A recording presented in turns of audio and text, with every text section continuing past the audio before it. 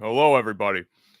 You would know that it's good morning, especially because we're having oatmeal on the show today, and we also have Mr. Mike Pribozie, who is also a nice element to a good morning here on the Harness Players podcast.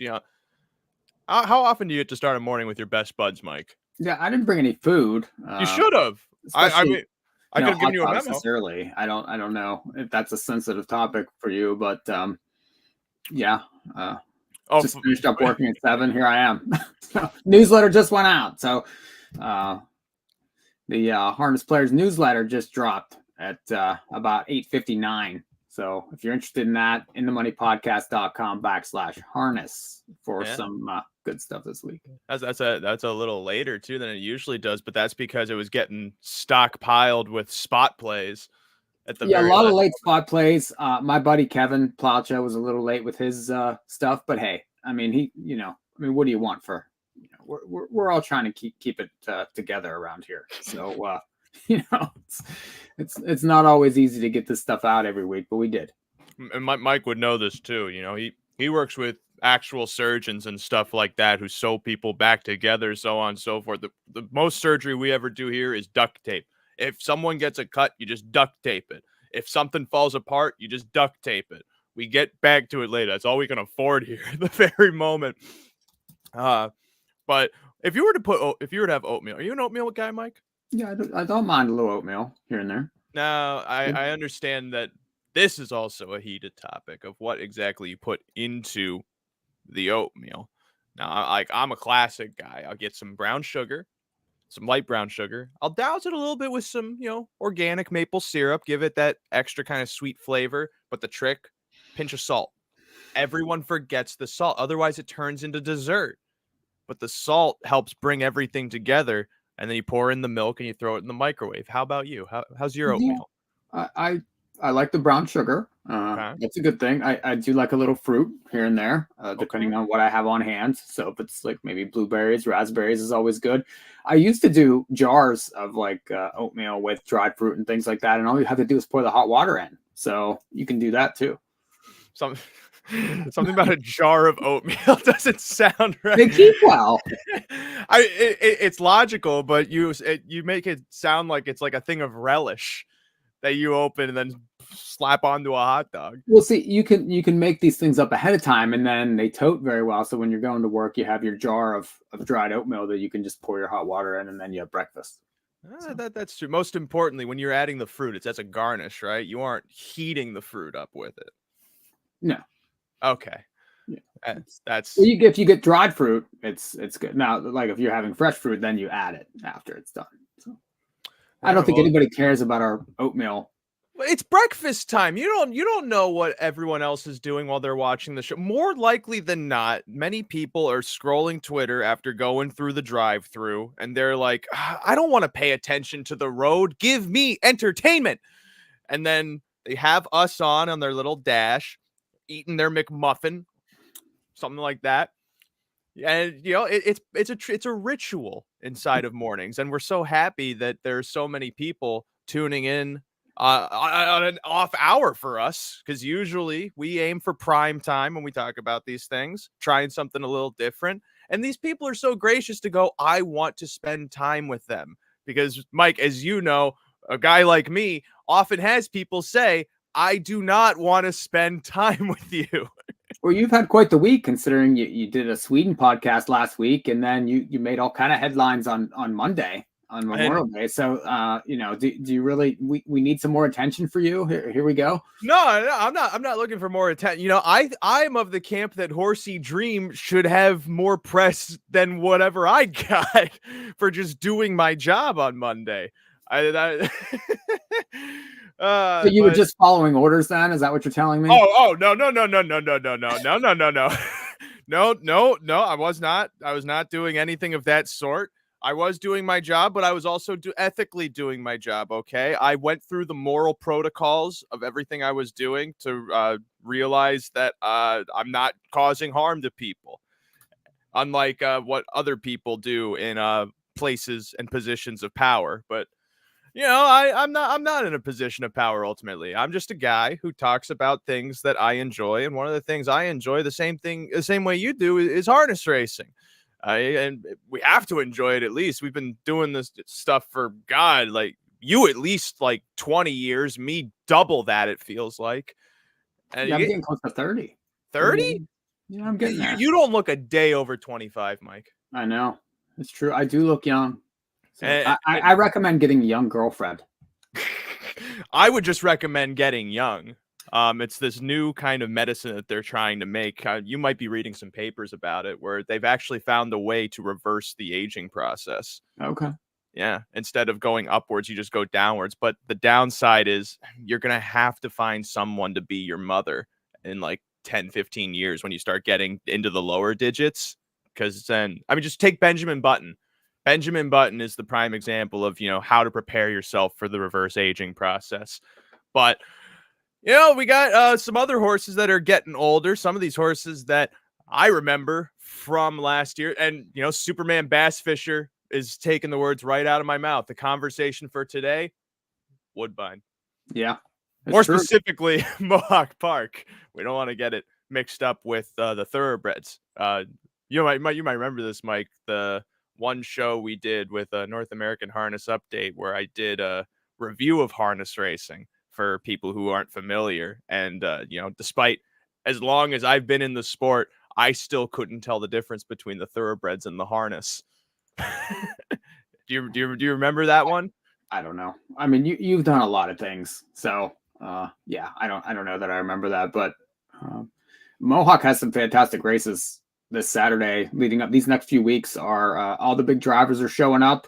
Lots of I think everybody's ready to roll here back from their winter layoffs, and they're gonna take each other on now. We're gonna find out who's really good leading up to the North American Cup here in a couple weeks. Well, there's one person who's just tremendous, and he's tuning in right now live from his Uber. That's Mr. John Rallis. He's watching Hot Rallis Dog is in the mix. Oh, he's telling me to check my phone, so I don't know what's going on here. I read that at first as John's breakfast. He's probably on his way to the Meadowlands. I'm sure that's where he's going to be this weekend. Oh, that's right, because he can't settle down anywhere. He's got to be moving all the time. He's much like the horses we watch, Mike, but he's not like the horses that he bets. The horses he bets usually move backwards. Well, and he's moving forwards. He is quite the horse player. He just needs things to go his way right now. He is good. That's like saying you lose $50,000 and the only thing you did wrong was lose. Had I won, I'm a genius. It's like, at least he's in there firing. I like that. There's nothing wrong with that. So no, there's not. You need horse players who can stay alive to be pumping into these pools, because there's just ample money to be had, especially Woodbine Mohawk Park. Like, we aren't even talking about one of their big things, the $100,000 pick 5, but a lot of these races fall into the $100,000 pick 5. You think it's time to start kind of talking some horsies? I think we should. Yeah, I think we talked enough food, enough nonsense, so might as well do a couple horses. Yeah, but oatmeal is not nonsense. That's going to be my line in the sand inside of this conversation. The very first race we're going to talk about is not the first race on Saturday. It's actually the second race on Saturday. Not to confuse people, because it is early morning. When you start throwing out a lot of numbers and things like that, it will be real easy to get disoriented, myself included. I'm only halfway through my Bulldog Hanover coffee. The second race it's a bit of a primer for the stakes action. Miss Versatility, series that gives the aged mares something to race for, the aged trotting mares specifically. And one of the trends of the last few years, Mike, has been the trotting mare division in many ways getting deeper than some of the primetime divisions inside of harness. I think to like how we had Bella Bellini and Manchego and Hannah Lorhan. It's and again, this 3-year-old crop now turning 4, the 4-year-olds turning 5, sticking around. We got Warwi Xenia back in the mix. We have Tactical Mounds joining the fray. MM's Dream seems to be getting better at 5. It again seems like a robust division somehow. Absolutely. And then you have Jiggy Jog, who's beating up on the boys. So, and she's always waiting to, kind of pick off some of these horses every year. MM's Dream's back. She had quite a year last year, 674,000, and she was able to beat Jiggy a couple times also. And that's not an easy thing to do. She's, prepped at Hoosier, now starts showing up in these Grand Circuit races. And I think she gets a pretty good spot. The fact that they hit the road now, I would say that she is ready. But Call Me Goo is another horse here that just turned 4. She's pretty good. Won 12 races last year. And, some of these, races at Rosecroft and Dover, maybe people aren't too familiar. Well, they should get familiar because she's very fast. She likes to win. This is a pretty big class test now, though. This is the second leg of the Miss Versatility. She won leg 1, but now she gets MM's Dream. So we're going to find out how good she is. Yeah, and she is also obscure, not just in where she comes from, the Maryland program. Not to do poo-poo or anything like that. It's not one that's in the conversations of like the Pennsylvanias, the Indianas, the Kentuckys, and that's where Call Me Goo reigns from. Especially adding on to the fact that she's by Goo Goo Gaga. Who everyone can remember was the little trotter that somehow could, because he was supposed to be a pacer just based off of his bloodlines. And the horse decided, I don't want to be a pacer. The same way that your parents tell you to go get a poli-sci degree and you go, no, I want art school. Call Me Goo went to art school and it's paying off for her. She's made like almost $500,000 going to art school for Team Skinner. And one thing to note, too, that Rosecroft race on April 23rd, that was a track record for 4-year-old trotting mares that Call Me Goo set without being asked. And on top of that, if I remember right, was the only drive Tim Tetrick went down to Rosecroft for. So you know that this mare means something then.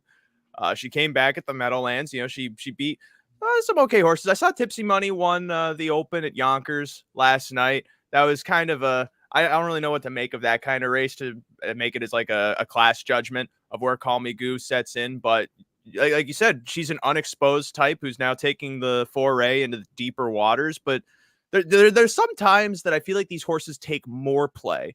You know what I mean? Because she's I think she's the second choice on the morning line looking at it at 9-2, since MM's Dream is 6-5.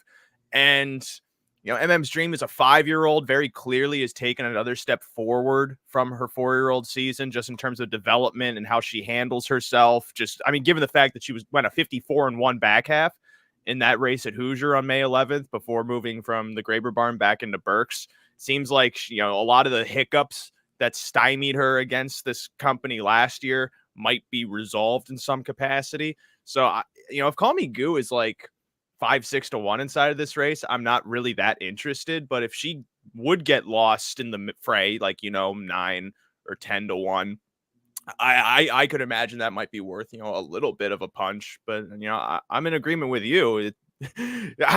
Looking at some of these horses, how do they really stack to MM's Dream? It seems like the only other question mark is, what does Warwick do? Yeah, and some of these horses, it's their home court. Warwick, HP Mama B. On her day, she's shown she's very, very solid up here. Adair Castle came back and got a prep. All she's done is won $1.3 million. So there's some hometown, I think, cooking for some of these horses. They just haven't proven themselves on that Grand Circuit maybe quite as much as MM's Dream the past couple years, but sometimes when you get a home game like this, it can move them up. Warwick, I don't know. I don't know if Robert Reed's watching. That's basically his favorite horse. She's still looking for a win after the past couple years. So, but you never know. She certainly has the talent, and Tactical Mons is another one. There's lots of potential there. That horse won $300,000 for the stable last year. Maybe we'll have to ask Anthony McDonald about that if he makes an appearance here later about that horse, because that's a nice one that they're turning out right now too. I was going to say, likelihood of Rob Reed tuning in might be minimal if Japan was racing last night, because at 3:34 in the morning, Rob will be at his desk firing. Well, he's picked her third in this race, so he's got to get her on there somehow.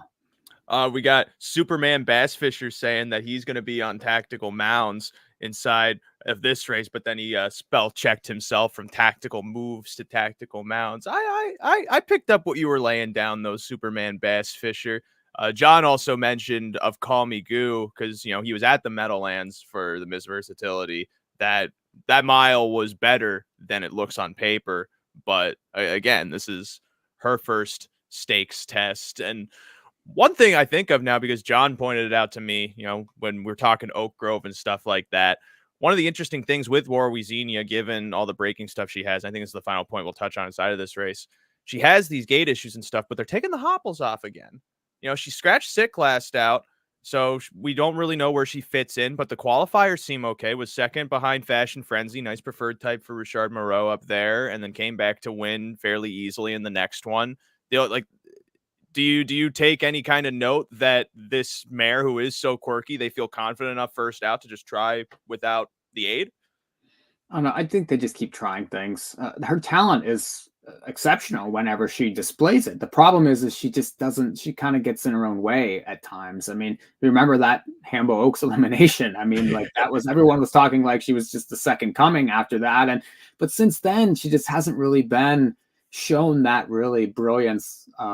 She gets checks, she makes money, but it's just not the same. So I think we're all waiting for that to come back, and who knows? Maybe it'll show up. Maybe they'll get the equipment right. Maybe she'll just decide today's the day she's going to get back to that sort of form, because I think all of us after that race really have been waiting for that again, and we just haven't seen it. I'm gonna lift the hex that I threw onto Warwiezenia Hamiltonian Day, where in the press box I was like, she's gonna break, and to everyone with the horse, it was just because she was the favorite. If she was 10-15 to 1, I'm cheering her on all day. But I have, maybe it's a chip on my shoulder or a hole in my bankroll. I can't really tell the difference, but when it comes to favorites, I get a little heated, I get a little testy at times. So I am officially lifting the curse that somehow got placed on her that day. I'm sure that they're thankful that you've done that. and now she's going to go on to win 10 in a row, maybe 12 if she can get 2 extra starts in this year. And Rob Reed will be able to give his son a nice little birthday present. The next race, then, we go again into stakes action straight away. Woodbine Mohawk Park, Somebeachsomewhere first division. It's hard to believe that at this point Somebeachsomewhere was 15 years ago. Wow. It was 15 years ago. And how old were you? 4? I was at 9 or 10. I came into the business 1 year after Somebeachsomewhere. So 2010 was my first year watching harness racing, and I didn't even know about him. I didn't know about him until maybe like 2010, early 2011. And then I was just like, cool. I don't know what to do with this information. But then when his yearlings came out, his 2-year-olds came out, then I was like, okay, now I know what to do with this information. And then now that we're here, it's like, cool. But this race used to be the Burlington. It was now named after Somebeachsomewhere, who unfortunately is no longer with us. One of the rare cases where you hear a horse succumb to cancer at the ripe old age of 24 or 25. He almost made it to Jim Morrison years. It's just a shame. He probably did less drugs than Jim, I would think. I would think so too. And he got more out of his body without it than Jim Morrison. But I don't know what kind of tune Somebeachsomewhere could spit. Have you ever heard Peace Frog? Do you think Somebeachsomewhere has a peace frog in him? We move on. With this race specifically, 6-5, legendary Hanover for Anthony Beaton, who went into the Toscano barn last season, came back to Beaton's, and really seems like that's done the trick for him. He's really good right now. Really I think that he probably is the favorite for the North America Cup just by from an eye test standpoint. From my standpoint, he might not be on paper compared to some of the other ones, but he's been really good since he came back, and just effortless wins. And now those are overnight races, but I don't really see much in here that's going to give him a problem if he continues on this path. He looks really good right now. I can't recall, seeing a horse that so effortlessly place themselves in a different league, this soon before the North America Cup, because I remember in the Some Beach Somewheres that this was a stake where a lot of times you had horses, maybe like 1 or 2 starts. They come in, they're maybe just getting close to 50 in their mile times and stuff like that. But Legendary Hanover, for one, in that most recent race, made a brush move to the lead in 53-4. Made a sweeping move through a 27-4 quarter, and then still finished the mile in 48-3. I mean, sure, the back half is 54-4, but I mean, he's going that's a massive mile to go before the $1 million contest in just a couple weeks. But the thing is he's doing it within himself. It's not like that he's all out to do this. I mean, he's doing this, crushing these horses. We'll see what he is now, though, with Funtime Bayama's in this race, Storm Shadow's in this race. These are much better horses. And I do think, though, that he's the one to beat. Anything around even money is exceptional value for sure. And what makes this race interesting, too, are the fact that the other 2 horses you mentioned are outside. And you have to figure Sylvan with Funtime Bayama going to try and go forward. Storm Shadow, Bobby going to try and go forward, most likely. What are the chances you think that perhaps maybe the favorites sting themselves inside of a race like this? Very possible. But the thing about Legendary Hanover is he's proven now that it really doesn't matter where he gets away from the gate. When he wants to go and make his move, he would probably be the last one to move if it was my thought here, because Funtime Bayama is going to go. His best races are on the front. He did get picked off last time, though, despite coming home 25-3, somehow lost the race to Nijinsky, who's another horse we'll talk about later, who I really like this weekend again. But that Ian Moore's horses go forward, so Storm Shadow will be involved. I mean, that horse made almost $400,000 last year. There's a lot of quality in the race. But I think Legendary is so tactical, and that's what makes him so dangerous, is he doesn't really need the front, doesn't need to blast out to win. And I mean, obviously, a lot of these horses are waiting here for a couple weeks, but they need to. This is a big enough pot here, 84,000, that they're going to be trying. And but I do think Legendary's tactics will ultimately prove best. I will say, if the race comes down to Legendary Hanover being like 4 to 5 inside he might even be lower than 4 to 5 inside of this race. 4 to 5 would be fantastic value on him in this race, I think. Oh, okay. Because I'm trying to think, then that would place Funtime Bayama most likely around 4 to 1, maybe 9 to 2. Depends how much money the 10 gets. Does the 2 take money in the race? I mean, Fast Louis was pretty good last week also. Yeah, I mean, Fast Louis coming off of 51 miles, but I feel like he's a horse that probably gets lost in the fray, even though he picks up Yannick Gingras, which might catch an eye or 2 in the inside draw. And it's ultimately just because, he's coming from the hours of 15th. He doesn't have he has some stakes on his page, but not necessarily in ways that would really grab the eye, I imagine. Because in my mind, if Funtime Bayama gets anywhere near like 9 to 2, 5 to 1, that's probably an okay price, because the one issue Legendary Hanover encountered last year was when James was methodical with him. When James had to come from off the speed, if there was a horse in front that was capable of sprinting in that final quarter, Legendary would really have to reach. That's what lost him the Metro Pace to Captain's Quarters, because Jody went to the lead. James came from off the speed. James came too late. Jody won. Everyone clapped because Herb Holland got his trophy. If Funtime Bayama spins for home with the jump, we see he can go 25, 26. He could make it a fight. And so if he has a length or 2 up on Legendary Hanover, that's a race changer. And if you get a better price on that. Agree. Funtime has been 2 to 5, 2 to 5, 3 to 5. Its last 3 always takes a ton of cash. I mean, this horse was 5 cents on the dollar in the super final. So no lack of money comes for this horse every single time. It'll be interesting to see. That might help the price on Legendary, though. So we'll see. And then that's the tough thing, is how much will the scale turn one way or the other between them. That's the first division of the Some Beach Somewhere. I also want to note Wallace Hartley. Nice little horse. When I did the Nahu picks last week, I pulled up his replay from May 17th because I thought that was a really weird line. I was like, oh, damn, this is an all right little horse. Because Borth was like weaving all around trying to find somewhere to go. And then the horse crushed next out. So I'll just mention that if you're looking at like exotics and stuff like that, Wallace Hartley seems okay. And, he only has 3 starts. He dropped a couple seconds to win his first start of the year on May 24th.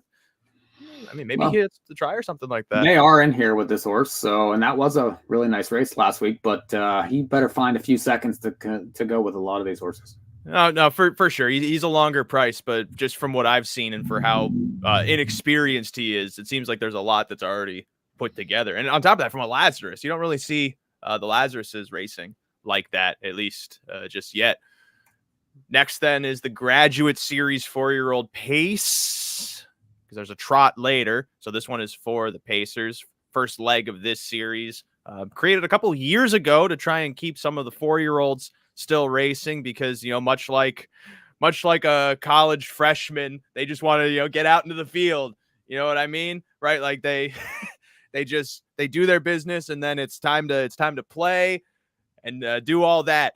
But then racing said, no, you got to try and work it out a bit more. You know what I mean? And so we got 4-year-olds staying on the track, racing for money. Who would have thought that could happen? With wonderful series like this, it certainly can. And this is an interesting race, Mike. For one, we have a couple of horses. Well, we have one horse from the Per Engblom barn, who last year, if you told me would be a potential stakes type, I'd be like, eh? But like seeing just how the Engblom barn's been firing of late, I'm going, oh, okay. I see what he's cooking. I see what All Class could possibly be cooking. And then on top of that, we have a couple of other like stragglers, quote unquote, from last season. Coach Stefanos, I mean, he was a Midwest exclusive for the most part. And then he popped into the scene in the Breeders' Crown and went, I think, the only 24 2/4 I've ever seen in harness racing history to win in his elimination. Now he's here as a 4-year-old. Christchurch making his 4th start for a new team. The Luthers acquired this guy at the Harrisburg mixed sale last year. It's My Show's looking to rebound as he gets back on his lovely diuretic after a 5th place finish in the Kentucky Sire Stakes final. 7 Colors is on the outside. He's still trying to get things together and get a campaign rolling now that he's 4. This is an interesting race. Yeah, I don't think you'll find too many graduates that are much better than this. For them to get all these horses to show up for this race, I think it's fantastic. I mean, It's My Show won the North America Cup last year. 7 Colors was fantastic last year. Made almost 700,000. Was huge in the jug and. In those races, basically towards the fall, I think Command was really good last year. Christchurch was another one that had a ton of buzz. And like you said, Coach Stefanos with his huge close at Hoosier Park. I mean, this is a great field. And I'm interested in 7 Colors. I do like the move back to the big track. I do think that Juravinsky was eventful for sure. And now Dexter Sticks here. There's plenty of pace in the race. I just think that he could be value because a lot of money is going to come for It's My Show. But it's very wide open, and not very many here would surprise me. I know Rod likes Combustion. That's a horse that he put on the newsletter for the spot play. And that horse just won that Kentucky Sire Stakes at Oak Grove. I'm sure you had a front row seat to that. I'm not sure if you had the hot dog on or not for that one, but this is a great race. It really is. It's a very nice race for a Saturday graduate going for 66,000. Really, really nice bunch of horses here. Combustion could have probably grabbed me a hot dog from where he was flying from. He was pretty much as wide on the track as you could possibly get. And what was funny about that race too, in the lead up, like I didn't have the horse in my numbers, but I was looking up and down the forum and I was realizing if things get really hot, that Combustion never has gotten his trip this season. And Combustion is a trip horse. That's how he did all his best cooking as a 2-year-old, as a 3-year-old. If he had cover to follow and the pace was right, he's going to come flying into the mix. I specifically remember the race where Bamboozler, for some reason, as a 2-year-old, went like 52 or 53 to the half at the Red Mile. Mm-hmm. And Combustion was just perched right behind him and still was somehow able to collar him. I mean, he didn't come home super swiftly, but it was just exhibit A to this horse being an ultimate trip type. And it's stayed the same ever since he moved from Pelling's barn to DeLoyin's barn. And the funniest thing of it was I made note of that, and then he got his trip and won. Todd drove this horse real nicely. It was aided by the fact that Gingras and Zeron kind of battled each other through the first turn, which also just begs the question, why does Zeron keep getting into these speed battles? He was, and in the Borgata, he got into that sting fest through like a 53 or a 54 half at the Kentucky Sire Stakes. You've got into that speed, but Scott's on the pedal this season. That's not something we usually know him for. That's just Well, he's definitely my favorite driver, and there's no really any there's no secret of that. And last year was a phenomenal year for him. I mean, he had this horse. He had quite a few others. Was able to win the Hambo, and he's just this year he's given horses chances. It's just a matter of going, rocket ship fast to some of these races. I'd be curious to see what It's My Show does coming back to Mohawk, basically the site of his biggest win, and he won it up close. So I'd imagine he's going to be up close, but there's plenty of others that are going to take shots at him. I'm not sure how the odds will go here. I think he'll be favored, but there's plenty of other options. So this is a good race. Yeah, I'm not sure I'm entirely sold that Christchurch is of this level just yet, just with 3 starts so far this season. Right now, he seems like just a nice open type. And those opens, at Harris Hoosier Park and even at like Miami Valley and stuff like that, they're tough. They got Carbine and they got all these other really nice horses that are racing for the big money that they have available there. But I'm just trying to think of the pace setup of this race. All Class looks like he's going to go forward. Christchurch, I mean, Gingras likes to go forward, but that pylon post at Mohawk is tough to fire from. Mm-hmm. I mentioned Bobby's going to go forward with All Class. We know It's My Show is going to go to the lead because think back to the North America Cup. The best thing he was able to do was get to the lead, rate, and then go. And that's what won him. Well, and not only that, but, Confederate getting caught in traffic and stuff also helped him. Never hurts. Win that race. It doesn't. No, racing luck is almost as important as smart strategy.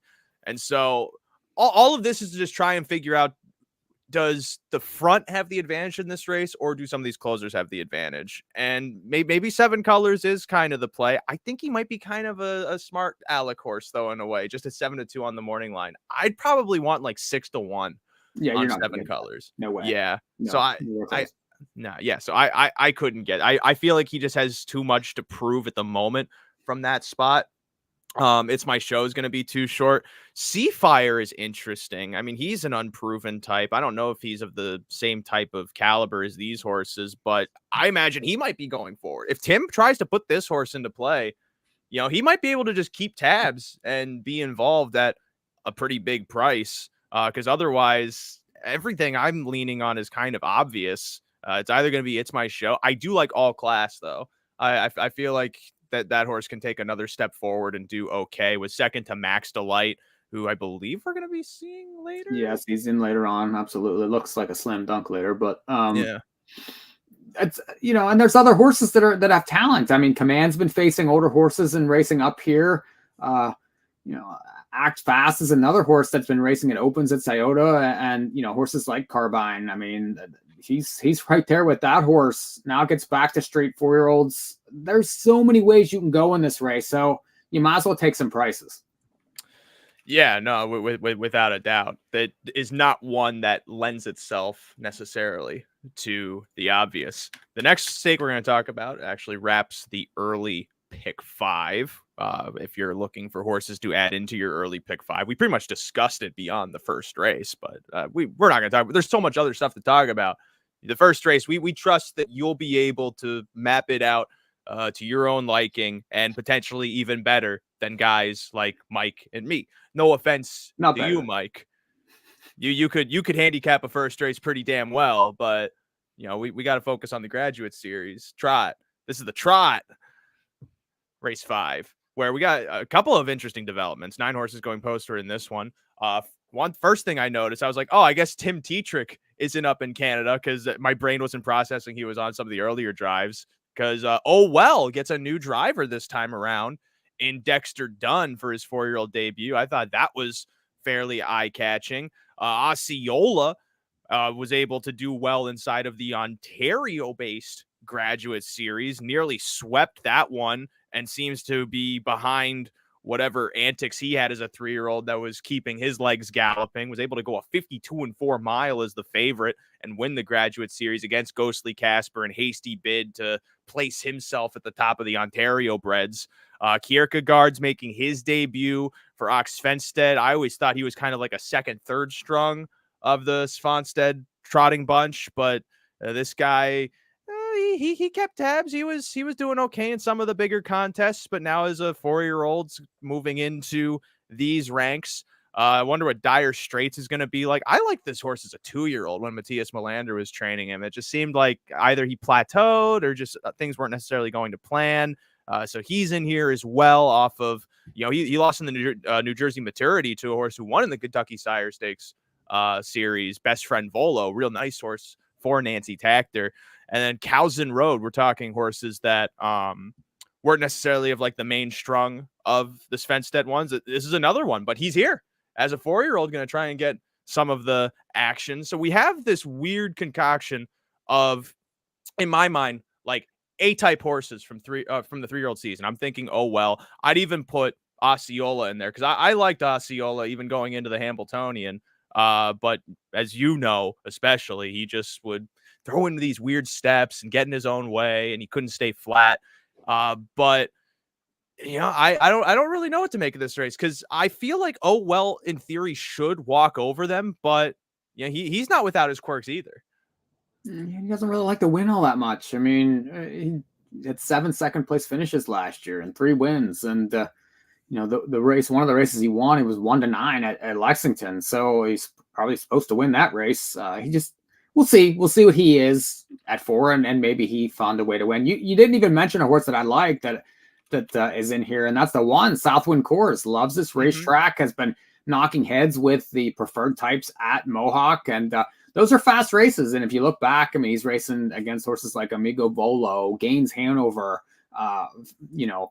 Fashion Frenzy, and those are really nice horses. I do think that this is a different spot for him. He's going to be ignored on the board.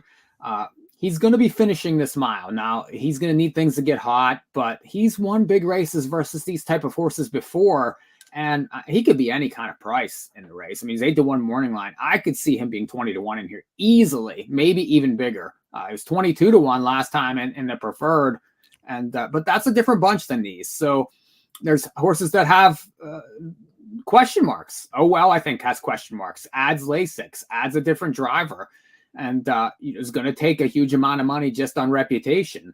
Osceola, you talked about his quirks. He's been pretty good here in these Ontario Graduate, but this is a different bunch. And then you have the Ock horses. How are they going to come back? He usually has them ready. I would not suggest leaving any of his horses off your tickets. The fact that they're showing up here, they raced very well last year. He tends to bring them back ready to go. So I think if you're going to be using horses, definitely use his 2 horses. Another really nice race, fantastic for a graduate. And, there's lots of ways you can go. I don't think you have a big favorite here. I think, oh, well, be 2-1-ish. Yeah, I probably should have watched those qualifiers ahead of this because one of the things that I always try to make note of with these 4-year-olds is how do they grow? Because there are a lot of horses that you can see between their 3-year-old and 4-year-old seasons. They really fill out, they get stronger, and a lot of times just that kind of visual change that you can pick up on can correlate with them being faster or being able to go through more. Because I mean, if a horse has more muscle, in theory, they should be able to do more work. I think of like Allywag Hanover is a good example because I remember when that guy was a 3-year-old, that he was loaded with speed, but he would try and take air, and he was this tiny guy, compared to horses like I think he was in with Tall Dark Stranger, if I remember. Was he of that crop, or am I imagining that? I think that is right. Yeah, I can't fully remember, but he was like of that era. And when he went from 3 to 4, he filled out, got bigger. He's still a horse that needs a trip, but I mean, he's a 46 pacer now. He's made several $1 million, so he's probably okay. Exactly. So all this is to say, with these Fenstead horses, especially, I don't know how they've changed from 3 to 4. That's something that would be worth considering because if Kierkegaard K is one that really filled out and got bigger, that could potentially make him more of a menace than just looking at his 3-year-old lines. And the same can be said with Cowson Road. And honestly, the same can be said with any other 3-year-old turning 4 that's coming into this race. Like, oh, well, was always kind of a big guy to begin with. I don't really know how much more he could truly develop. He's always just been what he is. But yeah, ultimately, price-wise, this is a tricky race because Oh Well isn't the favorite on the morning line, but he does figure to take play, as does Osceola. Kierkegaard's probably going to be the underlay of the Svenstead horses. Hey, I wish there was a way I saw Hasty Bid getting into this race, and it's possible he might. You know, if James sends this guy to get to the lead and then someone quarter moves on him and he can just sit, this horse does his best work when then he can chase through off a pocket trip or something like that. He's not as fast. You know, he's not necessarily a 51 trotter. He can be a 52 on his best day. But if the race sets up right where James can get him up there and then suck along and try and shoot through, I could see him out racing his odds, certainly. He But might. I don't know. His base races last year was whenever he was able to sit, get trips, and come late. I don't know. He was another type that really didn't like to win all that much. He found a way to lose a lot of photos. So I don't know. He hasn't been exactly very good. He also had breathing issues, if I remember right. And they were able to get that remedied ahead of, I think, the Canadian Trotting Classic, because he just wasn't. He had something like trapped or something. I can't remember the specifics of it, but I remember that they did some work on him, and that he was able to get third inside of the Canadian Trotting Classic against Celebrity Bambino and Winner's Bet, which again was the same type of trip. James just put him forward, sat, picked up whatever he could, and hit the try at 36-1. Mm-hmm. So I wouldn't put it past this horse to have a mile like that inside of him, because otherwise I don't want to take Chapper Kraz at a short price. Dire Straits is going to be a long price. He might be able to get into play, but I'm not certain about him. And I'm not even talking about win at this end. This is such a tricky race to make odds and ends of ultimately, because it really can unfold in a way that, you know, maybe Ghostly Casper could win. I don't know about that. I mean, at least Chapper Kraz has been facing horses like Alexis Cody. I mean, those are tough races. This horse made a lot of money last year on the small tracks too. So Burke, Tetrick knows him quite well. He wouldn't surprise me either. This is if you can hit some of these verticals, I do think that you're going to get paid. These are really tough races. There's not going to be, I think the odds are going to be pretty close together on a lot of these horses. You're not going to see 50-1 shots in this race. Everyone's going to be jumbled, and you just have to get it right. That's all there is to it. Yeah, they're going to be loads of varying combinations in play, and that's going to inherently just lift whatever the baseline pay of something like the trifecta would be inside of that race. Even with the 20-cent minimum, there's still room to maybe make some money off of that. But that's the hardest thing, getting them in order. You get them out of order, there's no consolation prize. There's none. That's true. They don't mail you a ribbon, as much as I've asked them to. Next stake we're going to talk about, we're going back to the 3-year-olds ahead of the North America Cup, Somebeachsomewhere second division. This race with 9 horses going postward, and in a way, I'm disappointed that we didn't just have like one division that was stacked with a bunch of the really good horses and then a second one with just kind of the more level playing field, because this one has Captain's Quarters inside of it. It would have been cool to get an early matchup between Captain's Quarters, Legendary Hanover. They of course were 1-2 respectively in the Metro Pace last year. But Captain's Quarters instead, the standout of the second division, has one start this season, an easy 50 and 1 mile, and a winners of 2 event. And I mean, the only other real big horse from last season, I mean, Nijinsky was a big local horse who's coming in off of that upset against Fun Time Bayama. But this is a race that's loaded with more of the typical, like Somebeachsomewhere Burlington type horses I remember, where they might have been racing in Pennsylvania Sire Stakes or these non-winners of 2, and then they're making their stakes foray. But there's only one other real stakes type in here. That's Newsroom to the outside, who is going off Lasix again after having Lasix for the 1 start in the Governor's Cup. And as you and I both know, Mike, we're talking quirky horses. He's another fairly quirky one.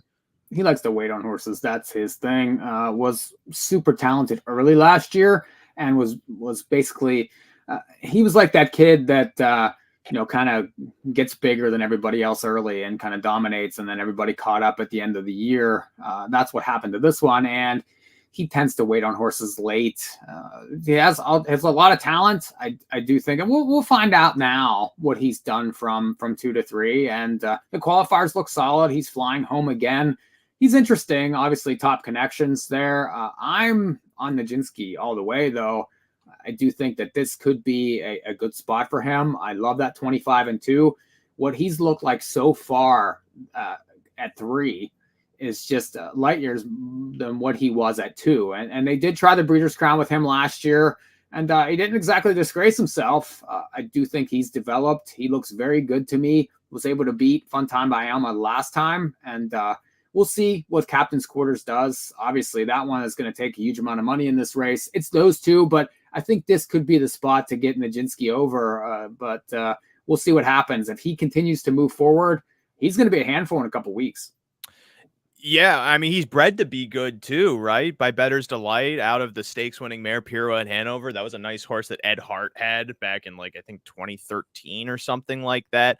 She wasn't necessarily like she got a couple black type wins, but she was always in the mix. And one of those rare horses that we could still say Ron Pierce drove. We're still in that era where we can reference Ron Pierce.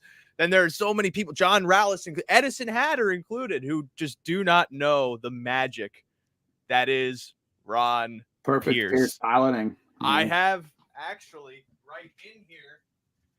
I forget what year it was, but I met Ron Pierce back at my hotel at the Meadowlands after the Hambletonian, and he was with some woman. I don't know who she was. She seemed Swedish though. Yeah, this is one of the whips he gave me. Wait, I think it was the year Shake It Carry was in the Oaks. That would have been 2014. One of the fastest ones ever. Yeah, and my dad said to him, you know, my son wants to be a harness driver. Just flat lied. Just knew I wanted the whip. and Ron went into his trunk, and not only did he give me these whips, which still have like some of the mud marks from the have them fairly handy too. Like what? I just have nowhere else to put them, so they're just like in a corner of my room. But Ron also gave me a couple goggles from that day that are also somewhere else. But good old Ron, who is not watching this, by the way, because he has not had Wi-Fi since I believe 2018 from wherever he is up in the Alaskan wilds. But at this point, he's got to be rich. He's been panning for gold ever since he retired. And from what I've gathered, there's plenty of gold on this planet for Ron. Money for as good as he was, but okay. I guess that's also that's a fair question. Ron, you made like $80 million in your career. You want to pan for gold? I think it's just fun. You know, you get the water and then you just shake it back and forth. There's something that's like kind of meditative about that. Just doing it over and over and over again. He also likes to hunt, which I mean, it's perfect. I think that's enough about Ron. Like, let's yeah, back to Nijinsky, who was just the crux of that tangent and Pirouette Hanover. This horse at 2, I mean, the fact that you could see that this horse clearly had talent at 2 and was only just impacted by his racing style, where he would come from so far off the pace that he could only manage getting 2nd and 3rd. The handiness that he's then showing as a 3-year-old to go forward and work the trips, and then utilizing that same closing speed that he showed as a 2-year-old. That's the most eye-catching thing about him to me. There's a real clear connection being made inside of the horse's brain of this is what my job is. This is how I go and do it. And that sort of evident improvement inside of a race where we have a horse that's gonna, no matter what, take money in Captain's Quarters might inherently make him value, even if he is like 7-2 inside of a race like this. Especially, it'd be great. Yeah, especially since he was able to also show himself by beating a horse like Fun Time by Alma, who was so good last season for the Philions. The draw is just right for Nijinsky. I'm in full agreement on that. Tell John this isn't a Meadowlands show. Yeah, no matter, like, even though John could probably be like, I know all these horses. No, John, you're a Meadowlands guy now. I'm sorry. We're running out of time, and we have a different guest anyway. So next time, John. Yeah, and you can't talk as much as nearly our next guest can, but he's going to be coming on hopefully after this 8th race, as I am going to shoot him an email while Mike is talking. The last race we're going to be talking about is the 2nd division of the Graduate Series opening leg for 4-year-olds. 8 horses going postward in this one. And you want to talk, this one's also stacked. Max Delight's coming back to the Stacy Barn. This one's for the Cancellaries. Was up here in the Stacy Barn as a 3-year-old for the OSS and really made himself known as just a really fast horse. Why Not Now left to Indiana for Dylan Davis and then was able to grab a Grand Circuit win in the Progress Pace at the end of the season last year, marking himself as one of the better 3-year-olds of last season. Now coming into the 4-year-old campaign, Fulton. We know even Linda's just like, this horse is weird. This horse is supposed to be better. I'm trying to figure out what's going on. Remember all the money Fulton took last year? I mean, just unbelievable. I know.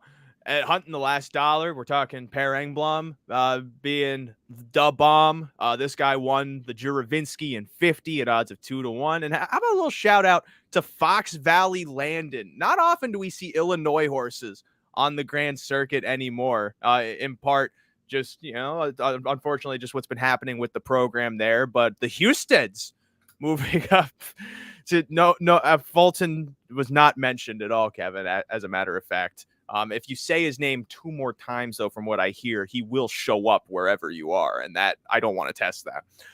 But shout out to the Husteds taking a shot with their Pride and Joy, who won in the Carey Series at Hawthorne. Fox Valley Landon.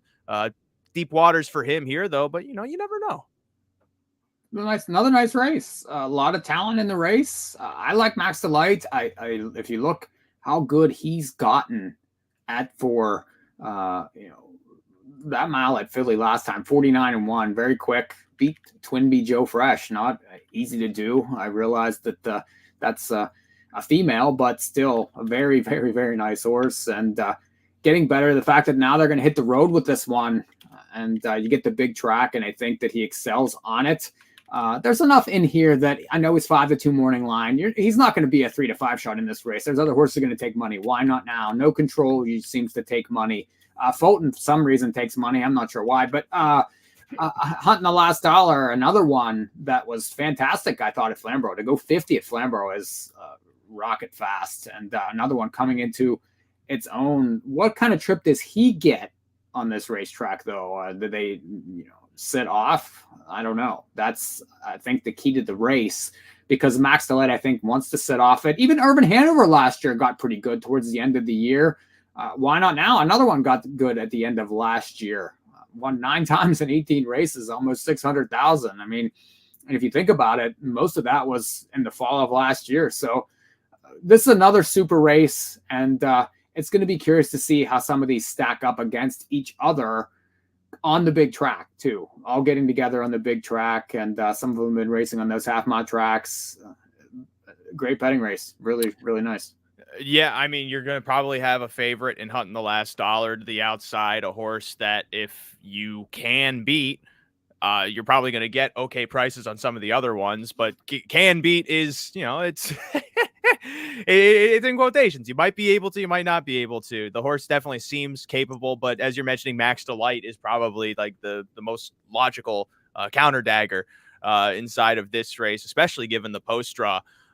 Beyond, and Why Not Now? On top of it, I'm curious what price he's going to be inside of this race. He's making his first parimutuel start ever since Team Luther bought this horse off of Dylan Day. I think off of On Gate. I can't remember exactly where they bought this horse from, but he was sold to them, has 2 qualifiers, making his 4-year-old debut. And when he was with Dylan Davis at Hoosier Park, horse was solid. You see him beating Coach Stefanos, who's in one of the other ones. This is probably the most incredible thing. He beat an Oak Grove horse from the non-winners of 6,000 in David Allen. Whoa! Oh, come on. Well, and that horse just recently finished 8th in the open pace. But it's nothing. It's just the horse was just in a bit over his head inside of that. Those opens at Oak Grove are tough. If Why Not Now was there, who knows if he would win with how tough those horses are. But this is not an Oak Grove commercial. One thing I wonder, though, with some of these other horses, No Control, if you remember going into the North America Cup last season, was picking up a lot of interest. This was Tan McAuliffe, and then Tyler Jones was driving this horse, and that was just as Tyler was coming up on the Mohawk circuit. This guy came into either Somebeachsomewhere or the Cup eliminations with all of this steam, and then just kind of fizzled out. But it seems like as a 4-year-old, he's still maintained a decent amount of that form. I mean, he might not necessarily be as fast as some of these others, but he seemed legit from day one.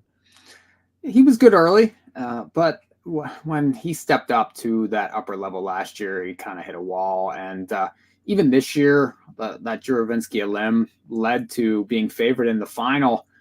But I'm not quite sure that he's of this class, and he could be a little bit of a takeout reducer in this race. Really needs to prove it here versus these horses. I don't know. Back home though, does like this racetrack, and we'll see.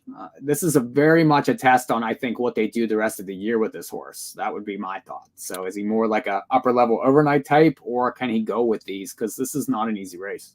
Well, what do you say, though, about a horse like Redwood Hanover, who doesn't have the same kind of accolades as some of these others, but, comes from a solid barn, and Anthony Beaton, and even as a 3-year-old was in contention in some places, just, maybe trip-wise and speed-wise wasn't necessarily on the same level as some of the top guys, but I could find excuses for each of his last few starts as to why he didn't fully perform. Well, this is a horse, I mean, he probably could have won the Audios last year, right? Had trouble in that final, and was a stakes type in the summertime last year, and sort of just has lost form, and then so far has come back and has been favored in 3 straight starts, and hasn't seemed to have been able to find it again.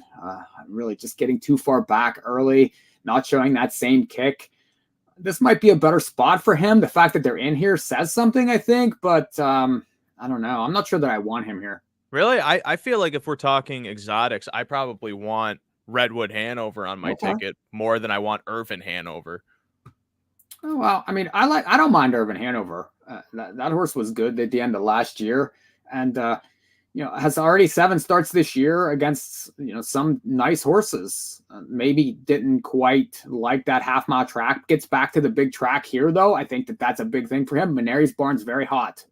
A lot of his horses are going forward, and he's only had this horse for a couple starts. Those are tough posts at Flamborough. This is much better, I think, of a spot for him. I like the post. If you're going to use horses underneath, Irvin Hanover would be one that I would like. I guess the final question inside of this race is, realistically, who do you see favorite? Do you see Max Delight or Hunting the Last Dollar? Yeah, I think they'll be close, especially Hunting the Last Dollar. That's a nice win there. 50 at Flamborough is big. I think he'll take a fair amount of money, but Max Delight should take money in this race also. They'll be very close in the thing. There's other horses that'll take money, though, too. Why Not Now? I certainly could vie for favoritism, so. That's about as much as we can share about the stakes races. The talking is going to continue, though. We're about to add one of the fiercest, strongest voices. I'm not just saying that because of the ideas that he speaks. I'm also talking just from how he's able to deliver air from the diaphragm. Mr. Anthony McDonald of the stable, also up early this morning. But you're a horse guy. I don't think he sleeps. Come on, he doesn't sleep. Do you sleep? Not that often, no. No, I sleep okay. Yeah, I was up a little bit earlier. We're actually moving into a new place in Ohio, so we've been moving around. Plus, we have the open house on the weekend, so lots going on. I'm waiting for a gentleman to show up with a washer and dryer as we speak. Ooh, so are those dirty clothes you're wearing right now, or are they still somehow clean? No. We're all clean. We're clean. Actually, I just got out of the shower. Oh, extra squeaky clean. I mean, the house looks squeaky clean too. Looks like a nice place you got. Yeah, it's nice in a nice neighborhood called Brunswick, Ohio. It's a little bit further south of Northfield, about half an hour. We were staying in Macedonia since the pandemic, to be honest, off and on, and then full time. And we were staying in Macedonia, which was about 8 or 10 minutes from Northfield. It was rather close. It was handy and it was nice and it was convenient. But really a much smaller place than my family was well used to. And we were just looking around one night and this place came up. It was probably just within the range of the area we were okay with. It's about 30 minutes to Northfield instead of those 8 or 10. But you know what? It's a nice place and a really nice, quiet neighborhood for the kids too. So it's always important. Well, and it definitely seems like that's been where the stable has been moving in the last couple of years. You guys have been so present in Ohio, especially in the fair circuit. grabbing wins with certain horses here and there. And so it seems logical then that, the home base is now really near Northfield. Yeah, I mean, we'll always have horses in Ontario. It's just that I'm not really needed there right now, right? When it comes to racing the horses, I mean, my brother's a leading driver in Canada. I have Harry Polton and Dominic who train the horses in Ontario, and it's not that I'm more needed in Ohio, but I wanted to focus on where I should be and where the horses were going to be. So when it came to a lot of the babies, we were able to put a lot of horses in one place at Northfield, and that's, I think, was really a major component of us being over here, is we could put a lot of horses in one place. The access to the track was easy. The track was always great and in great shape, and it felt like a better fit for me right now personally. And it all depended on what my wife and kids wanted to do. The kids came over here. We had a couple of tours of the schools that they could go to, and they were really the ones that decided, this is something we could do. And they had a lot of fun this year. They just finished school yesterday. They're happy.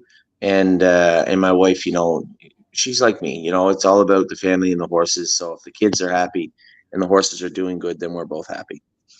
For those just tuning in, or maybe have been watching and are still like, I don't know who Anthony McDonald is. I don't know how you don't. First things first. I realized I didn't give him an actual introduction. Anthony McDonald, founder of the stable. You based it. The tagline you have for it is perfect. You can own a little, love it a lot. That's what it is, right? For the Fractal Ownership Group. Yeah, no, that was all Kelly Spencer, but that sums it up pretty easy. Exactly. So the stable is a ownership partnership where you can own just fractions of racehorses, but still, get to be a part of the action, watch them compete, be a part of them training. And I mean, Anthony's showing you right here another element of the stable. He's so reachable and so you could ask him anything about any horse. And so them as an operation too are open to all the partners, keeping everyone informed on the horses, how they're training, how they're racing. And on top of that, just loads of opportunities with horses too, because you're in Ontario, you're in Ohio, you're in New York, you're in PA, you're not in Oregon because there are no tracks in Oregon. But if there were, you might be. You're basically everywhere that there is harness racing. Am I correct? Yeah, we try to be everywhere we can. And, own a little, love it a lot means a lot. And to be a part owner in any horse, you look at the horse that won the Preakness, you see horse racing trending in that direction, a little slower than I'd like to see it, but you still see it trending in that direction. And whether it's, Own a Horse or West Point or whatever they are, all those places do a great job informing their clients and keeping them up to date. And it allows people easy access to an industry that has otherwise been very complex to get involved with over the years. And with us, we aren't to the place yet where you can buy 1/100th of a share or anything like that. The smallest we offer is 1% of a horse, but again, we're not buying $1 million horses either. We're buying, I take my main job, I believe, is trying to find value in purchasing horses, and it doesn't always work that way, but we've had a lot of luck in that regard, and I think buying horses in an affordable manner allows people that opportunity to get involved for a small amount of money also. So a little bit different, but at the same token, glad to see. And it's not that I was the first one to do this. I mean, VIP was around long before I was, and there was a number of other fractional type situations and ownerships to get involved with, both in standardbred and thoroughbred racing. But it is nice to see it moving and trending in the right direction. Now, I think it's probably stagnated a bit by, at least in standardbred racing, by licensing and the licensing practices of jurisdictions. But hopefully, as we get a better foothold in this industry on both sides of the border, we can start lobbying on behalf of all of the fractional ownership groups to maybe get this cleaned up so we can make it easy. I want to be able to bump into somebody on the street and in 5 minutes have an owner of the stable. And as of right now, it's possible, but it's still hindered quite a bit and hampered by licensing. So we just need to work on that as an industry, and I think we can. Anthony, you mentioned the open houses, and you have a couple planned. I know you have one this weekend. So it's this one's in Ohio, and it's Sunday at Northfield. Talk about, is this where you're bringing out a lot of your 2-year-olds? What's involved with the open house there on Sunday? So we have a lot of our clients coming out now. It's supposed to be sunny all week. Now there's a chance of rain on Sunday, so it's a little frustrating, but different in the sense that in Ontario, when we had our open houses, they were mainly based with the drones, right? Whereas Northfield Park, another component of this, regardless of the weather, we can go because this is the video department. This is the literal simulcast department. So Steve will be able to do that, and Curtis is going to take care of all the production stuff that goes on with that. And when I think Kelly said we have 128 confirmed in the clubhouse, which is good. We're about 28 over what we were going to be, but we'll likely have closer to 200 or more people on site, just viewing it and seeing what's going on. I think in the future, originally, we clawed and fought to get into the mainstream media and get people out and get the media out. We haven't done that the last couple of years, and I'd like to get back to doing that this season. But a number of changes coming up at the stable. One of my partners is coming on, John Evans, who is going to help run the stable, the business side of the stable, and one of his colleagues, Nishant Goyer, is coming on also. The business side of the stable, it's grown to such an extent that it's well outside my purview, right? The business side of a 120 horse stable with over 900 clients in 15 countries, eventually there's just too many hats to wear. And when it comes to the horses, I'm originally a trainer and driver by trade. I love talking to our clients and conversing with them and having an open dialogue with them. That's my job. My job is taking care of the babies until they're ready to race. Trying to put them in the right place, the right barn, the right jurisdiction to do well, and conversing and having an open dialogue with our clients. That's my hat. So all the other ones are going to be hung up at some point over the next year or so, and I'll be able to focus solely on what I should be doing and have people in place that have a passion for the other sides of the stable that I shouldn't be running. So it's going to be a super exciting time, both for them, I hope, and most definitely for me. It's going to be an exciting time in the stable over the next 2 years. That's for sure. That's awesome. And your big horse right now, at least one of them, is we were talking about Tactical Mounds earlier in the Miss Versatility this weekend, and I think she rates a chance, but this is definitely a class test for her. Yeah, I mean, the good thing about Tactical Mounds is she doesn't owe anybody anything. And when it comes to how she's raced, last year she had that race from the 10 hole, right? So now we have the 10 hole on Hambo Day. I'm embarrassed to say I was racing at the Meadows and I missed the post parade and I missed the first part of the entire race. And somebody turned around and said, "Isn't that your horse racing there in the Meadowlands?" And I looked up and here's Scotty parked with her. And I'm like, "Yeah, that's her. She got the 10 hole. She's a nice filly."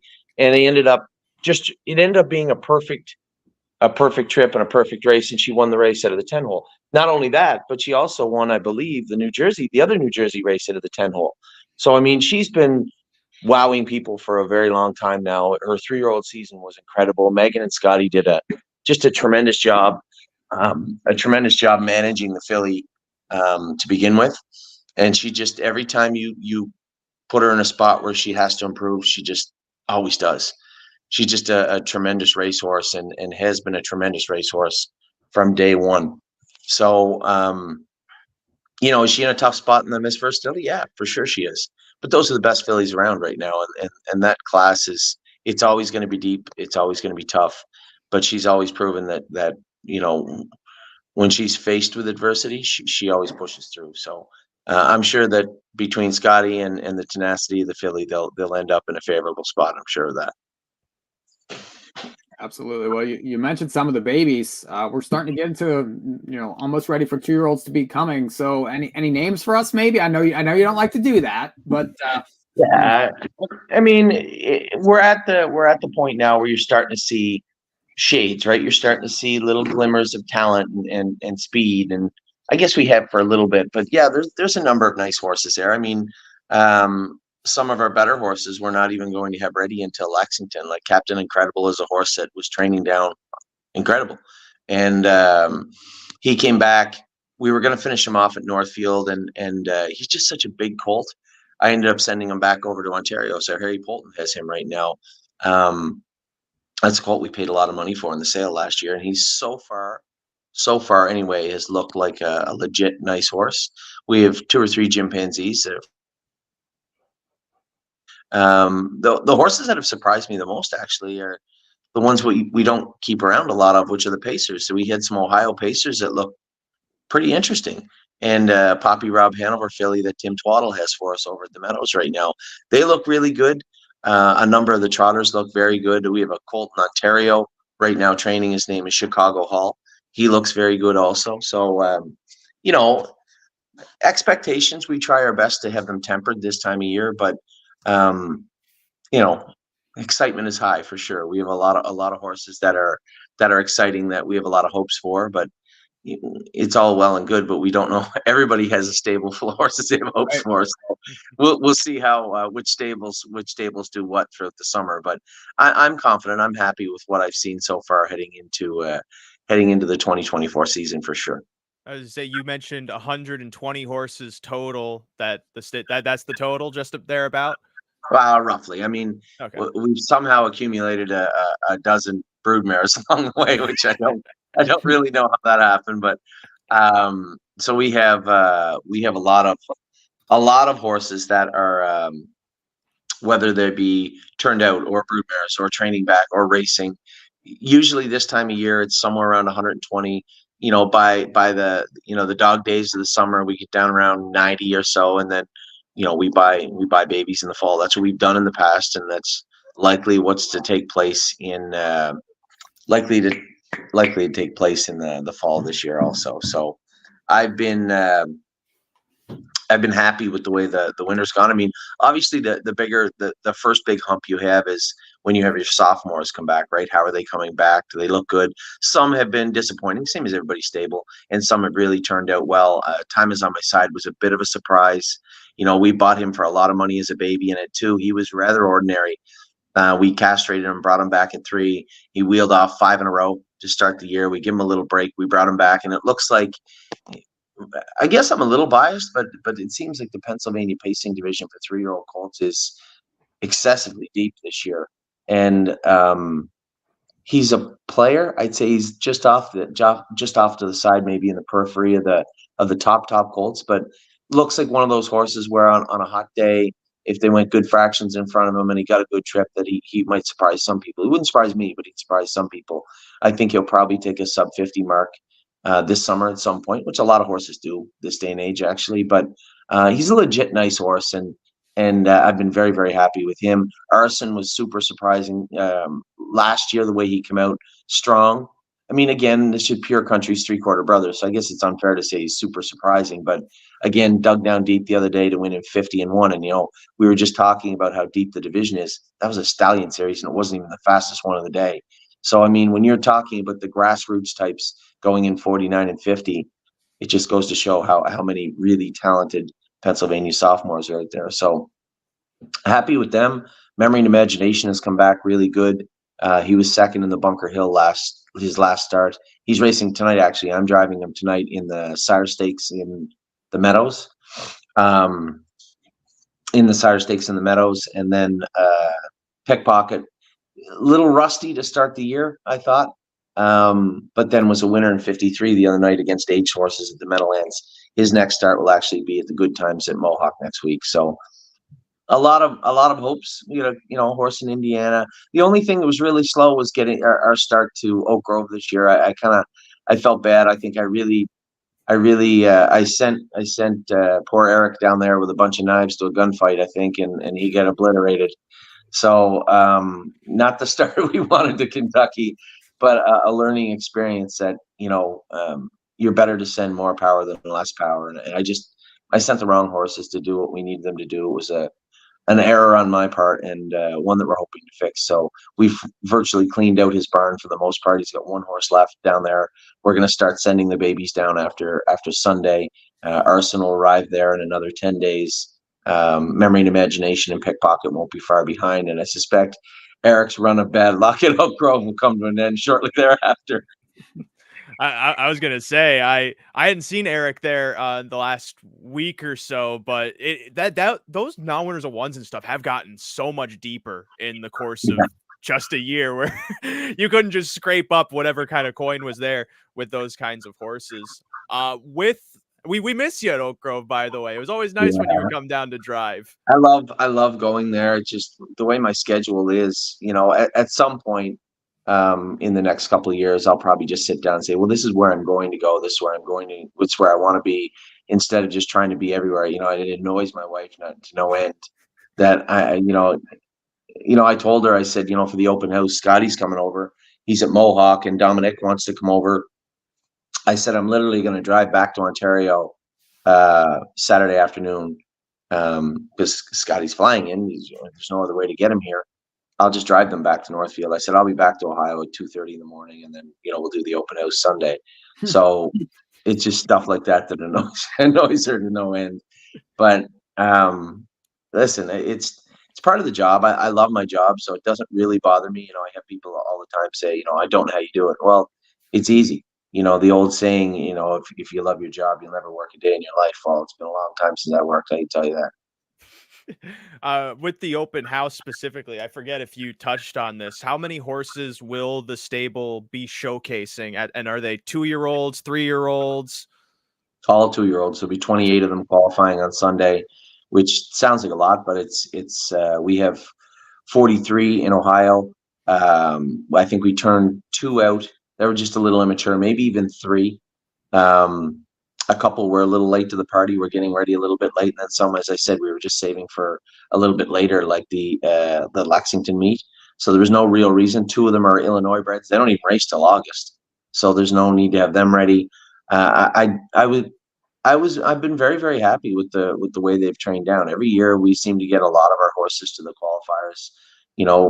I think one of our clients said it's upwards of 92, 93% of our 2-year-olds get to the races, which you may look at that and say, well, that's not the real number. That's not the important part, but it is. If you're a breeder out there, the first thing you want to know is that your horses went to, or you're dealing with a trainer or a stable that can get horses to the races. And secondly, that can race them on a professional level. And I believe we've more than proven that over the last 4 or 5 years. So we've done our job in that regard. We can't do any more. As I say to all our clients, we've put the work in. The horse have put the work in. Now we'll see how it all shakes out. And the 28 that are going are well represented across the board. We do have the one Kentucky bred filly that is going to be qualifying in Gymboree, the one Jim Benzie filly. We have a Propulsion filly that's qualifying, another first crop filly. She's been very good. She's a sister to Up Your Dale that Aki raced last year. There's a number of horses there that have been very, very good. I try my best to be grounded and conservative when talking about them, but excited, just as excited as our clients are. That's for sure. Well, when you say 90% getting to the races, I think that's phenomenal considering, horses, there's so many things that can go wrong and it's crazy. And you have a lot of clients involved, a lot of people on a lot of different horses. So to get that many to the races, I think is a testament to the program and a testament to the horses that you're selecting to purchase and get involved with. Yeah. I think the way that we train them down, right. We expect a lot of them. These are athletes, and that's the way I firmly feel about them. And we train them in a hard manner, and I believe that I personally, you'll see a lot of horses, their knees will start to bother them a little bit in March or April, and people get concerned about that. But that just means that we have more than enough time to, get them back on track before the summer comes. And a lot of the times, I think that when you get them ready and you just are aiming for June, those knee issues in June are season-ending issues. Those aren't issues you can recover from at that point in time. So I just think the way that we train them down, it's funny because as I get older, and my brother James and I and my brother Mark, we talk about this stuff all the time, but there's no one way to do it, right? And that's the beauty of horse racing. That's what everybody should love about this game, is that there's no one proper way to train a horse. And I like the way that we do it. I like the results that we've seen. Now, we haven't won a Hamiltonian. We haven't won the Breeders' Crown. We've won a few races here and there. We've won some major stake races. I was lucky enough. How good was Pickpocket last year? I won the Bluegrass with him in the International Stallion. So I mean, we have had some good luck, and I just attribute it to the hard work. The one thing about this industry that is constant is you get out what you put in, and you know, I just have a lot of respect for our caretakers and our trainers that show up and, you know, pour their heart and soul into our company, and it means a lot to me, and it definitely means a lot to the clients and the horses too, and it shows up. But before we wrap here, you were mentioning just like how much the luck and stuff also plays into it beyond just the hard work that you put in, day out. And I remember our buddy John Rallis asked you from the stable, what was your favorite 2-year-old, I think was the question. And the horse specifically you mentioned was 3 Point Blue Chip. And maybe I'm asking this question, you know, as an Oak Grove guy, maybe want to know what else is going on with him. But, you know, talk about that horse that put you on the map as an entity when he was able to break into the Grand Circuit, win in the Matron, and just how significant that was for really pushing you even deeper into the trajectory that the stable's gone to. That horse changed a lot. Changed everything for the stable. You know, when I had bought that horse, that was the first time I had decided we were going to buy an expensive colt. That was the first one, and it was during the pandemic. And you know, it's so weird when we talk about the pandemic, we literally forget sometimes. I do anyway, about how bad it was and how you know, everything was just stopped. The world just stopped, and they were going to have the sale in Timonium, right? Because it wasn't in Harrisburg that year. And I just said to my wife, I'm going to the sale. That's just the way it is. So I went to the sale, and it was so spread out. If you remember, one of the tents fell down like the day before. Like, it was just a disaster. And the way they had everything set up, it seemed to me, how couldn't it be a buyer's market? One, the world was ending. Two, there's tents and stuff falling down. Nobody is attending the sale. Who knows if the online bidding is going to work properly? Are people going to bid on horses that they've never seen? There was just so many things going on. It just seemed like it was going to be a buyer sale. So I went down to Timonium, and I had looked at 3 Point Blue Chip and had a pretty good, and still do have a pretty good rapport with Tom Grossman. And I didn't pull the horse out myself, but I was around when a number of people did. And this is Plunge Blue Chip's brother, coming right after Plunge Blue Chip, right? So pretty highly touted horse. And I was looking at a number of horses, and I had bought a filly earlier in the sale, hip 30 something, and she was a very well-bred filly. I'm trying to remember who. She's a sister to Crystal Fashion, and we bought her for 33,000 or 37,000. I just thought that was like way too low, and I was just, you know, I thought that we were going to be able to get whatever we wanted there that day. And I remember I was with a small group of people, and 3 Point Blue Chip was coming up, and I kind of walked away from them. I hadn't told a human being that I was looking at this horse, not one human. So not my wife, no one. And when the horse went through the ring, he was stalled at, like, they went the same as they always do, 30, 40, 50, 60, 70, 80, 90. And then somebody bid 95, which I thought was so weird, because I'm thinking he's a $250,000 horse. And 95, 100. I think I only bid once, was the last bid. And just as I bid, that group of people I was with came in. There was tents everywhere to bid. Nobody was in one common area. There was like this tent with 40 people in it, and one bid spotter, and another tent with 40 people in it, and one bid spotter. So, and they were on walkie-talkies taking like the bids. Like it was like it was the weirdest thing. It was so weird. So I get the horse. Now I still haven't told anybody. So it dawns on me within seconds. Like I'm super excited. We got the colt, and then it dawns on me within seconds. Who's paying for the horse?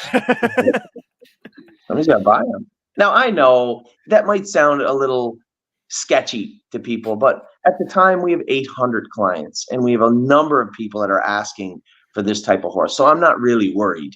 I mean, there was a momentary amount of shock about, you know, now you have to pay for this horse. And I knew that. I went down and talked to Tom, and I'd already sent out a message to people. The horse was sold out in, like, I think an hour. Like, it was immediately sold out. and which I knew would happen. And Tom ended up keeping a piece of the horse. So we trained him down. He was okay. And still to this day, I hate to burst your bubble, but he's not in Oak Grove anymore. He's back with me. No. Yeah. We have 3 Point Blue Chip back at Northfield Park. We brought him back. I haven't seen him in 2 years. He arrived at night, and my wife loved 3 Point Blue Chip. She schooled him when he was a 2-year-old at Northfield. When he was here, I think, or the Meadows. She went everywhere. She loved the horse to death. And the race that he won, when he won the matron, she's in the winner's circle. She flew there to paddock him and watch him race. So he's training down. He's pouty, and we need to run him up the inside. Never show him any air. You can never be on the front or first over with him. But he had a vicious kick to him when he wanted to. So James was the perfect spot for him, right? Perfect driver for him. We got him ready, and I remember we schooled him in like 2 minutes or something, qualified him in like 59. James was like, he's okay, he's good. But I'm thinking he's just an average horse, right? How are we going to race this horse? His first start, he got away like third or fourth. He comes screaming on the end of it and won. Then he won the Nommers of 2, and I think he was second in the first or second in the Nommers of 2. And I know the Breeders' Crown is coming up. We only got him ready in like the end of July. And I said to James, I said, I'm going to take this colt to the Breeders' Crown. And I was expecting some hostility in that statement from him. You know, I thought he was going to push back and say, he's not ready to go there. You know, he said, I think he might be good enough. So we raced him that night, and he showed a little bit of blood in the scope after, and we ended up putting him on Lasix, which was a hard decision. But we had the matron and the Valley Victory left, and I thought, it's not going to hurt. And after talking to the veterinarian in the Meadowlands, we put him on Lasix. He won the matron, and it was just so exciting. I wasn't there. I was sitting at home watching it with my parents in Guelph, Ontario, and I just said this in a video yesterday about how un-James-like the drive was, and how James literally transitioned and showed everybody that not only can he be, you know, super conservative James McDonald, but when the chips are down and the money's on the table, you know, he can be James McDonald, and just drove the horse so good. He won the race, and it just changed. We ended up selling a large chunk of the colt back for a lot of money to Tom. That's how Julie ended up with the horse. He had said, listen, I'm certainly not saying anything negative about you guys, but I'd like to have him on the East Coast, you know, if we're going to prep him for the Hambletonian. I said, Tom, I have no problem. So Julie had the horse. He was getting ready for the Hambo, and he fractured a coffin bone. And we put a screw in it, tried to salvage his 3-year-old season, and that didn't work out. Brought him back at 4, and he looked great. We had him paid into everything on planet Earth, everything. And then he raced, and he just come up flat. He just didn't. He had some races where he raced okay, but he never really showed that pop that we were looking for from a Hambo horse type at 3. So raced great. You know, Ernie was driving him down there. He did a great job driving the horse. He just seemed present. And I said, once he gets out of that non-winners of 4,000 class, as is, from what I can see anyway, he's going to get devoured. So why don't we just send him up here? I think his next start's going to be in the non-winners of 2, but not more than 4 at the Meadows next Thursday. I'll ship him over, and Tim can race him over there. Now, I did school him yesterday, and I was surprised how well he got around Northfield Park. But I remembered quite quickly how pouty he was training by himself. He didn't put in a sparkling training effort, but I did see flashes of the horse he was. So I know him. He's been like that since he was 2. He's just not as good on the front. Once in a while, you can put him there. Like when James put him on the matron, he was just brimming with confidence. That's how you can race him once in a while. But otherwise, the way Ernie was driving him was the way you need to race him. Leave, sit, leave him on a helmet, and he's got that big kick on the end. I think that's how you're probably going to see me race him next Friday. And I think in that particular class, he'll be well suited. I think it's also cool too, just given how important that horse was to your group, that even if I remember right, he didn't even race last year. He came back this year, and you guys are still keeping him on the track, and he's still doing the work, proving just how classy and gutsy he is. And I think it's also just a testament to how the operation runs, where these horses really are a part of, you know, your family and what you do and what you build. And so it's also nice to see that a horse like that, who did so much for you, is still with you. Yeah, I mean, it was such a treat. You know, when my wife, she walked in the barn, she couldn't believe it. She knew him immediately. Here we have, like in that shed row, there might be 28 horses looking at her. And she looked at the horse, and immediately she didn't quite know who it was. And it only took her seconds to realize that it was 3-point blue chip. And she sent me a big picture, and she goes, "Is this who I think it is?" I said, "Yeah, it is." So it means a lot. She still follows Lawmaker, who was our the original founding horse of the stable, the one that really let everybody see that we were actually, at least in the market. Lawmaker was our horse. We raced him in the Hambletonian eliminations. He did us so much good, and we ended up selling him overseas. And Amy actually sent me a message, and she goes, "Do you know Lawmaker's racing on Elite Lop Day?" Mm-hmm. So we do. We have the one thing about the stable, and the one thing that people don't have to understand is that I'm not even sure that horse racing is the number one thing the stable does. To be honest, we built this gigantic community of people that just love horses and love horse racing. And we went from, if we had 28 owners on a horse, we had 28 people watching that horse that night, to 900. Everybody cheers for everybody else's horse. Everybody's interested on everybody's horse and how they're doing. And it's just turned into this massive community of horse racing under this little tent. And it is a super humbling and super exciting thing to be involved with. I can tell you that right now. A little tent which doesn't have spotters on walkie-talkies. Fortunately, unfortunately, who knows? But tell Anthony, tell everyone out there listening, watching, whatever other sense they could possibly do with this podcast, how they can be a part of the community with the stable, and how they can get a hold of you or get involved. Listen, we're easy to get a hold of. The number on our website, the stable.ca, the number on that website is the phone that I'm talking on right now. The email on that website is the one that goes generically to myself and Kelly. My email is simple. It's anthony@thestable.ca. And I'm on Facebook, I'm on Twitter. You can get a hold of me however you like. And as I said, we're really accessible. And as far as horse racing goes, for anybody wanting to get involved, we do stress that this is the reason that everybody likes the stable, and the reason that everybody is having a good time that is in the stable is because they got involved with discretionary funds, right? They got involved with money that they might have went to Disney World with. Listen, I will beat up on Disneyland and Disney World all day. You will have way more fun owning a horse with us than going there, as long as you keep it on the same level. Right? This is a very difficult industry to make money. And sure, we want to win all the races we can. We want to win tons of stake races and get lots of pictures taken. But at the end of the day, it should be about fun, and it should be about entertainment. And if you make it about those two things, we will beat just about any entertainment entity on planet Earth. That's for sure, because our game is on all the time. Our stable is open all the time. And once you're a member and once you have a horse, that's 365 days a year. That's not a long weekend. That's not a weekend out with your husband or your wife. That's the whole year. And that's why horse racing, when you package it like that, and when you make it about entertainment, it is the best form of entertainment from my standpoint on planet Earth. Well, Anthony, we appreciate having you. We've had a lot of great podcasts with this past year so far. We had lots of your owners, Heather Chang, Laura Brower. That's one of my favorite podcasts ever. We've had you for a couple of these things, and so people can go back. Lots of evergreen content there. We have the new newsletter that you guys have been a part of, and we definitely appreciate that too. And that's inthemoneypodcast.com/harness. We have quite a few followers on that. Just wrap it up for us. Tell us again about the open house this weekend, and we'll let you go. Well, we have 28 yearlings. We have 28 2-year-olds going behind the gate. It's June 2nd, a little bit early, but we didn't want to have it the day after the Milstein, right? And we didn't want to have it the day after the North American Cup. We wanted to have a standalone project that we could have, that people could sink their teeth into and look at. And we usually have one this time of year, so it just made sense to have it on a qualifying day, right?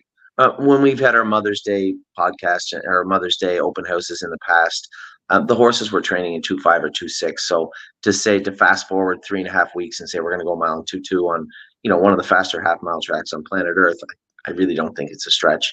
So we opted for the qualifier. When I reached out to Northfield Park and the Ohio State Racing Commission, they were both very amenable to doing that. So obviously there's never any qualifiers on Sunday, but there will be qualifiers this Sunday. We're qualifying 28. It's open to all the horsemen. Also, they're drawing today. It's open to all the horsemen anywhere for the 2-year-olds. The gate's going to be out.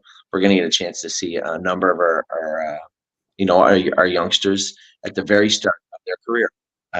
Scott Zeron is going to be here. Billy Davis is going to be here. Hunter Myers is coming out, as is Chris Lems, myself, and Jason Merriman will make up the bulk of the drivers for the day. And aside from the current weather report, it should be a wonderful day for everybody. You know, the clubhouse is open. We're going to have, I believe, they have pancakes and everything for everybody up there. They always put on a good show.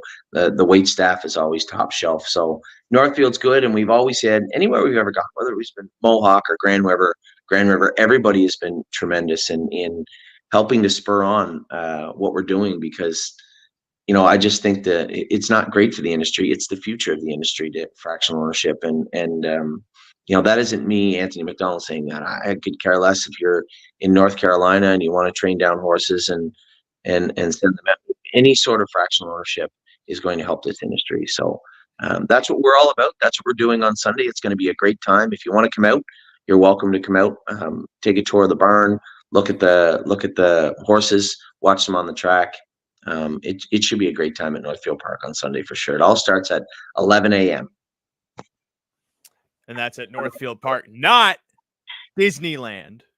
But no, if you're in Disneyland and you want to tune in, I imagine Anthony wouldn't be opposed.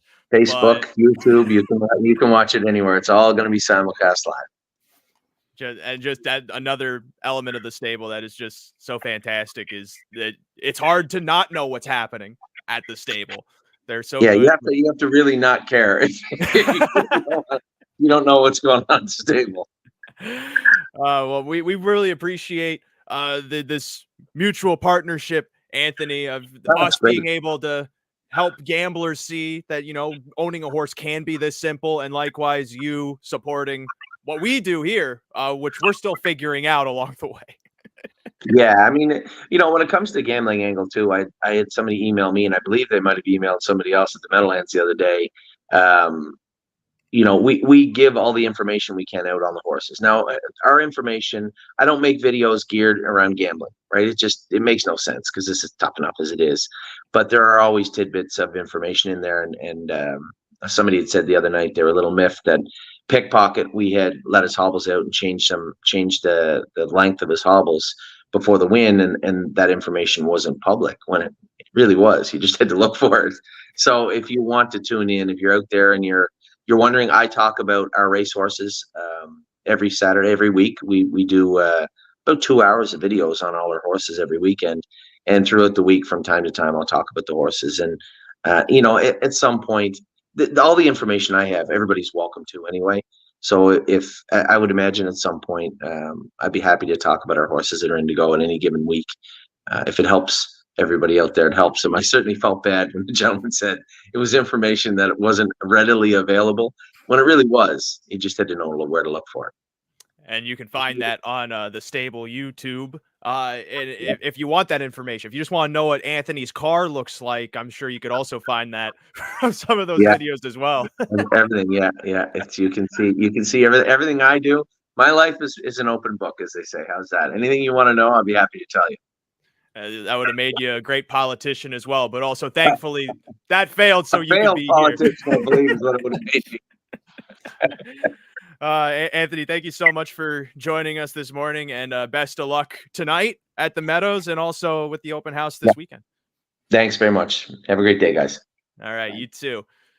And so, Mikey, I believe that there does it for us on this Harness Players podcast. Yeah, I'll be on Western Fair tonight. So Camelot Classic, I'll be hanging out with Sugar Doyle and doing some work on the live feed. So you can catch me there tonight. I'm about to go on and do a Thoroughbred podcast with PTF. So, you know, check out some of the other content on inthemoneypodcast.com. And you can see just, you know, coverage from all over the country. Thoroughbred, Standardbred. I don't know if we'll ever get quarter horses, but if we do, we'll let you know. Not in PA. It's illegal to bet on them and the Greyhounds. As for me, I will not be on the Camluck Classic feed, but if anyone wants to see me and what I'm doing tonight, come to my local tennis court where I will be playing with my dad. That's my plan. And hopefully you also have fun plans for not only today, but tomorrow and this weekend, and maybe even a nice little Sunday morning watching that stable open house. But that does it for this Honors Players podcast, which will be back next week with God knows what. I think it's North American Cup time at that point. Yeah. All right. That does it for us. He's Mike Pribozie. I'm still Ray Cotolo, much to the chagrin of many. And that does it for this Harness Players podcast. Until the next one.